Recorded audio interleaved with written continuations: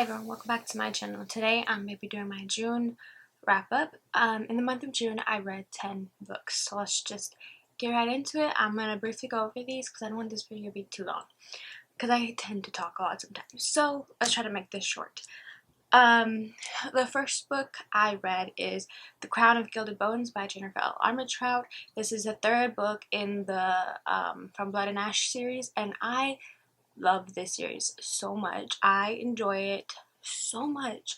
I just love the plot, the political intrigue, the romance, the smut. There's so much smut in here. But I am really a big fan of the plot and the political intrigue, and just like, especially this one.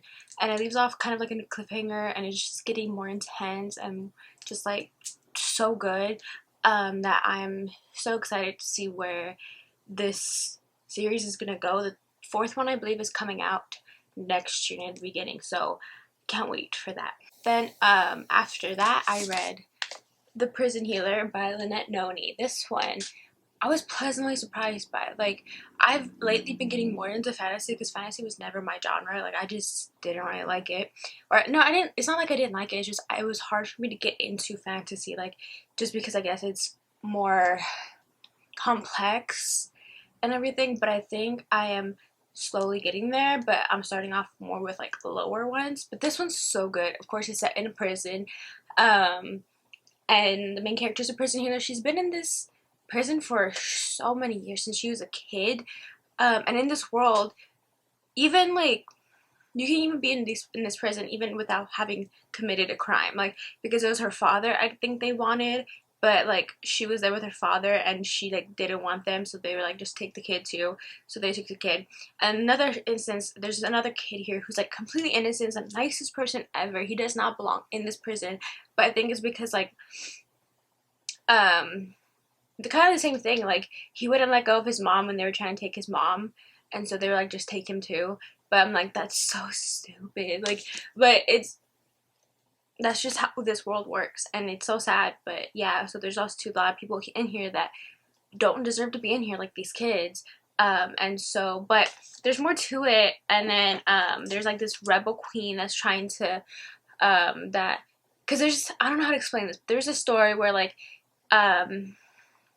back when like it first kind of like started, there was like this king and queen, and they were together and in love and everything, but then like something happened and the queen got like pretty like jealous or something and didn't like what the king was doing, or didn't like the king had powers, and that the king had like admiration from the people, and the queen wanted that, but it was like the king. And so she there's like different versions of it, but the one I kind of believe is that like she wanted to get rid of him and everything, but then she told the people that he was trying to kill her or something, making him look like the bad guy.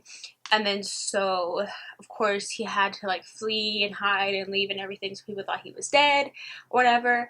And so the queen ended up remarrying, have kids, and now that line is the ruling family. But now we have the rebel queen, who is the descendant of that king that was kicked out, and saying that they are the rightful heir or whatever, or like they have a claim to the throne and that they want it and everything, because like, yeah, especially like with this world, like the, you know, yeah, there's more to that and everything. We have our main characters who kind of play a role in all that, and it's just so good.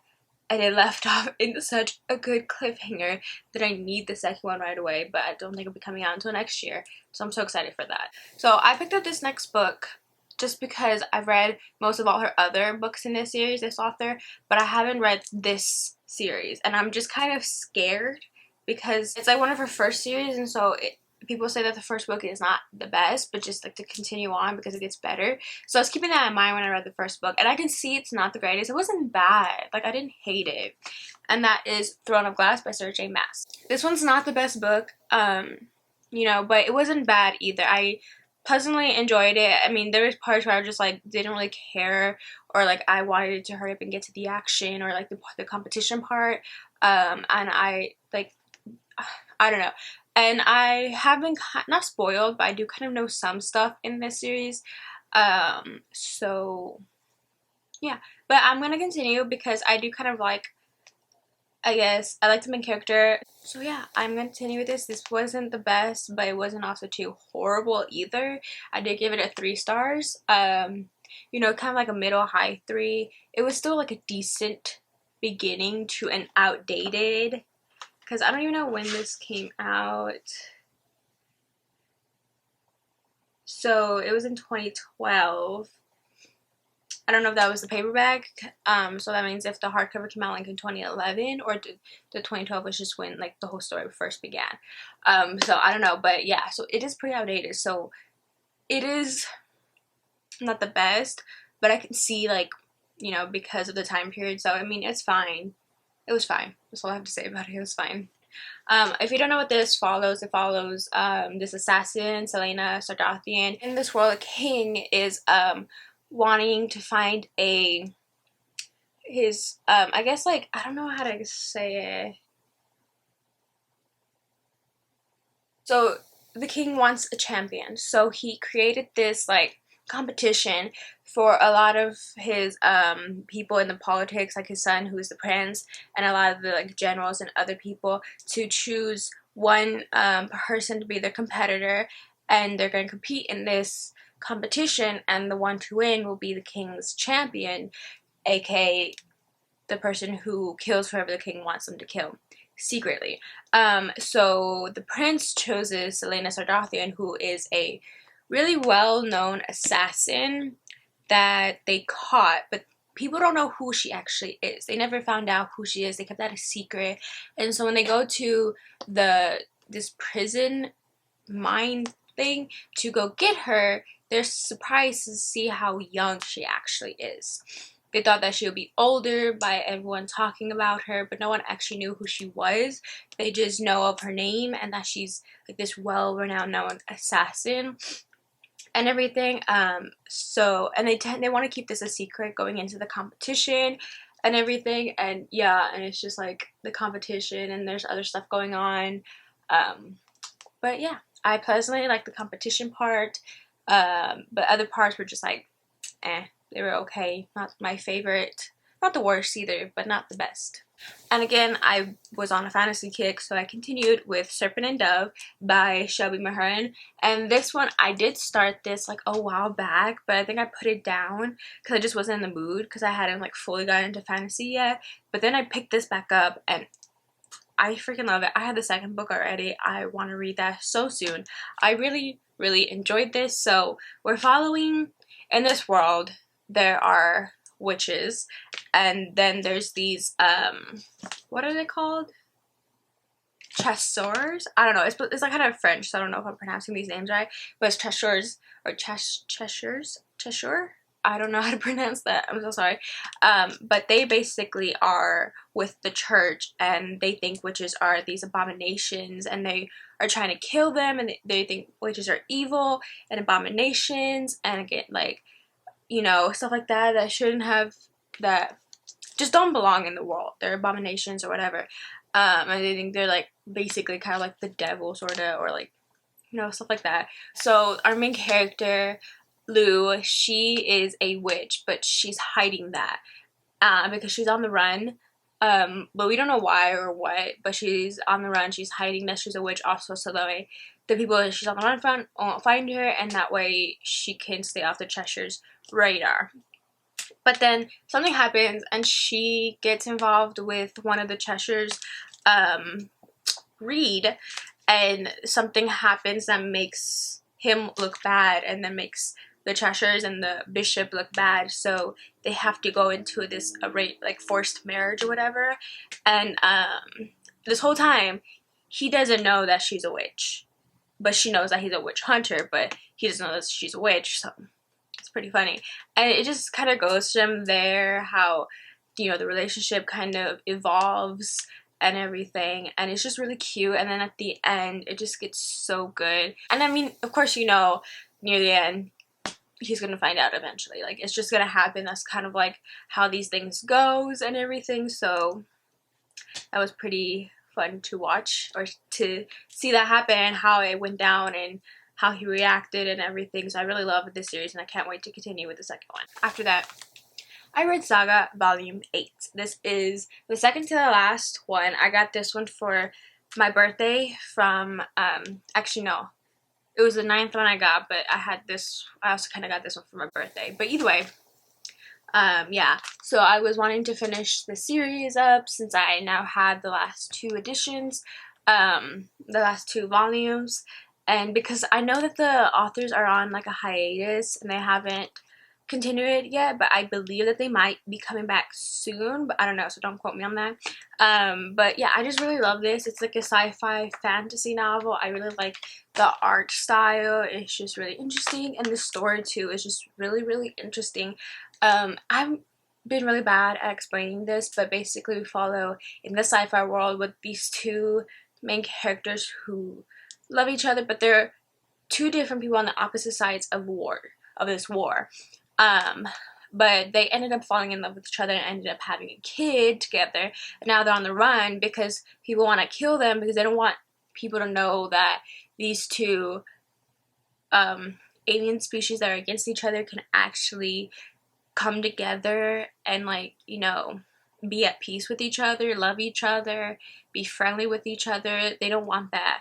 So they're trying to kill them and hide this information and everything, and just more to it and everything. And it's so bloody, it's so gory, it's so graphic. This is like an adult thing, so please don't go into this thinking like it's gonna be kind of like kid friendly, because it's not at all. So, but I do really love it, and I can't wait for the authors to come back and continue with the series. Okay, and then after that I read Tokyo Ever After by Amiko Jean, and this one was so good. I do own the book, but I don't have it with me right now, so I'm just gonna put up the cover right here. But this one was basically when I read this, it gave me vibes of The Princess Diaries, and I love the movie. I tried reading the books, but they were just too young for me. Like, they read like really too young, and I just didn't. I mean, it was fine. It just wasn't for me. I really, really, really enjoyed the movies, the first and second. I loved those. Growing up, I would watch those movies over and over and over. I bet my parents got kind of annoyed with me watching that movie, but I just loved it, so I watch it over and over. I have heard that there's talks about making another one because the director, I think, that made these had passed away, and he had like kind of a script in mind about making another one, and so they want to kind of do that for him in a way, but they want to do it justice. So we don't know if we are going to get one or how long it's going to take or whatever, so that's just like a rumor up in the air. I don't know for sure, but I really hope they do because I would love to see that. Anyway, this one is similar in the sense that our main character, who I believe is around 17, 18, I think 17, and she's about to graduate from high school and everything, but she never knew who her father was. Her mom doesn't really talk about it or whatever, but then her and her friend find this note from this mystery man to her mom, and then she decides that she wants to find out who her father is. So her friend does some digging and finds out that her father is a prince, but not just only a prince. He is the crown prince of Japan, Tokyo, whatever, and he is the next in line after his parents, because his parents are the emperor and empress, and he is the crown prince, the next one in line. And yeah, that's her father, and she's all like, what the heck? And then she tries to contact him. It ends up working, but the media gets a hold of it and everything and harasses her. But then they get there and they're like, your father wants you to come to Tokyo and to see him and everything, to meet him, meet the family, get to know them and everything, and see where you come from and all that. And so she has to decide, and she decides to go because she wants to find out where she's from, meet her father, her family, all that. And so she goes, and it's like a whirlwind of that. She's trying to learn, you know, how to be a princess, you know, the politics, how everything works, trying to fit in, and also to like all that, and it's hard. So it's really heartfelt. I really, really liked it. It was so sweet and so cute, so heartfelt. I really enjoyed it. Totally recommend. And then after that, I read The Third to Die by Alison Brennan. This is, of course, a library copy. I don't own this one. Sorry, where was I? My mom called, so I had to answer that. Anyway, I was talking about The Deserve to Die by Alison Brennan. I love Alison Brennan. I've read 2 of her other series, the Lucy Kincaid series, which is one of my all-time favorites, and the Max Ravine, that's the one. That one I enjoyed too, but this one's a new one, and so I decided to pick it up. It was pretty good, but I gave it like a 3-star because it just wasn't hitting me the same way the other 2 series from this author did. And I did enjoy this, but it just didn't hit me the same way. So I gave it a 3-star. It's about a serial killer.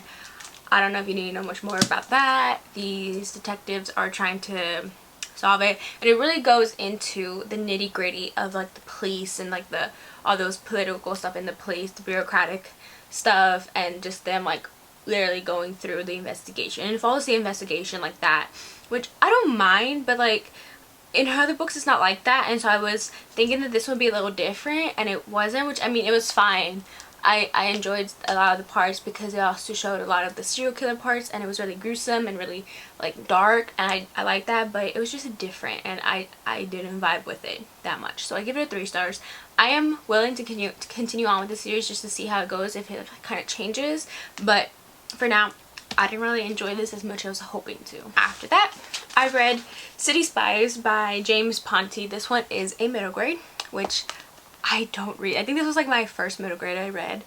And I pleasantly enjoyed it. I want to get into middle grade because I see a lot of these older than me, I'm saying like their age, I'm younger than them, but they're older than me, YouTubers reading middle grade and they're loving it. I'm like, I want to get into this. I want to see if they're any good, the hype or whatever. And I picked this one up because I like Spies. Okay, I read the one by Ali Carter when I was younger, and I really liked the Gallagher Academy one. I loved that one. I read it when around that age that they are in the books, so but I might reread that. But anyway, I really liked this one. It's just really good, and it was funny. It was good. It didn't feel like a middle grade. Like the writing, I was afraid would kind of read young, but honestly, it didn't. Even though they were like 12 to like maybe like 15 or so, it read like probably like YA a little bit, but maybe just like a little young on the YA side. But yeah, I was pleasantly surprised at me liking the writing and just the storyline, and they felt older in a sense but still being younger. I don't know if that makes sense, but I really enjoyed this. I want to get the second book, and I have another middle grade that I got that I want to read. But yeah, I really pleasantly enjoyed this. And after that, I read 2 ebooks, and these are the 2 last books for this video. And the first one is A Touch of Darkness by Scarlett St. Clair. This is a book everyone's been talking about. This is the Persephone and Hades book, and I loved it so much.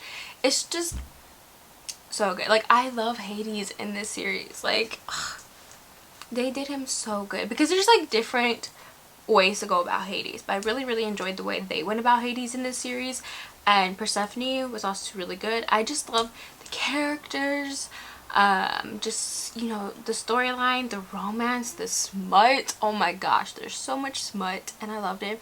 The second one, people didn't tend to like as much, and I kind of see there's some parts in there that was annoying, but also too, it was like a learning curve for Persephone because she's new to this world and everything, and people are like, well, shouldn't she have been like smarter or whatever? Like, she was just so annoying. I'm like, but I mean, don't you see, like, she was just introduced this in the first one, and it's like takes place like right after that, and she's still learning everything, learning her place in this world, being a goddess and everything, and just also too how like Hades works and how all that, how everything works, and she's so new to it. It's just a learning curve, and that book was mainly like her making mistakes. So yes, it was annoying, but she was making mistakes but learning from them. So that's all I can ask for, is that if you make mistakes, you learn from them. So I really pleasantly enjoyed that.